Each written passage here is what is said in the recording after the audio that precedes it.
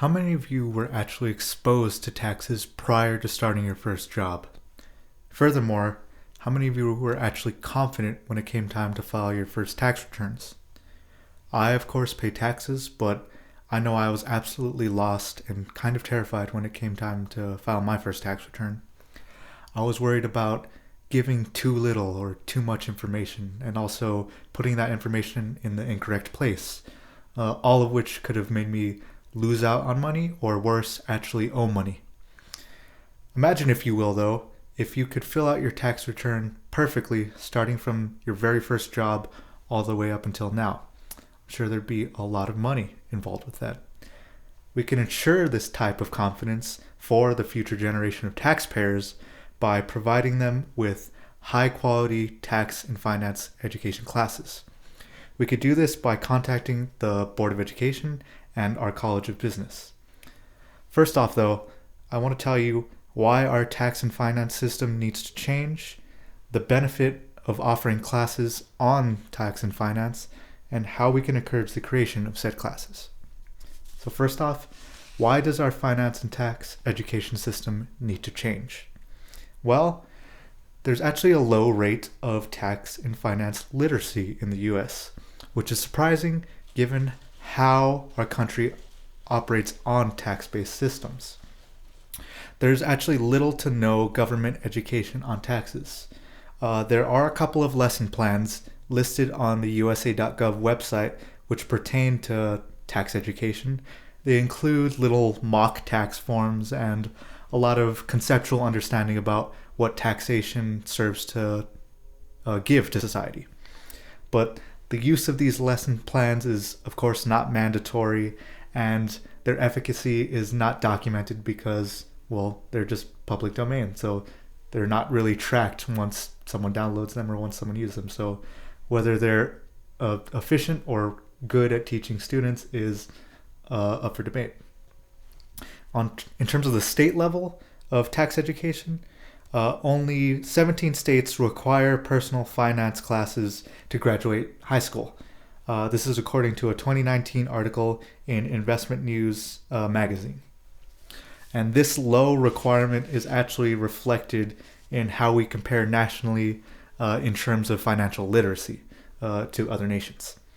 In a 2013 study published in the Journal of Citizenship, Social, and Economic Education, American, Japanese, and New Zealand high schoolers were examined for financial literacy. They were given tests to examine how good they are in terms of financial literacy.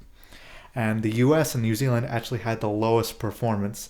None of them did great or exceptional, but us in New Zealand, we performed pretty poorly, and we actually lacked a lot of knowledge in basic concepts and terminology. So a little bit of education could actually change this. Some may argue that financial advisors could be used in place of financial literacy, but nothing quite replaces having that literacy in the first place. This is primarily because financial advisors act as damage control for those who are literate or for those who don't quite know the technicalities of finance. In a 2012 article written by Michael Collins, he found that those who are actually financially literate or well off are actually the most likely to reach a financial advisor. That is to say that others who are making mistakes, those who are financially illiterate, are likely to keep making those mistakes and not actually reach out to an advisor. So that's where the idea of an advisor being a damage control agent comes into play.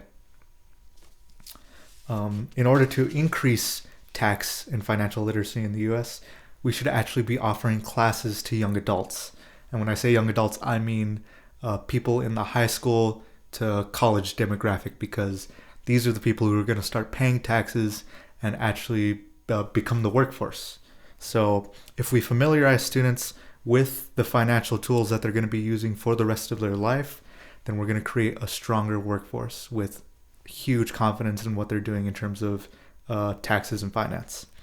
We can show them tax forms, different ones depending on what fields they want to go to. We can show them different income sources and how to invest their income. If we do this, we can create a generation that maximizes their tax returns and also knows how to use them wisely.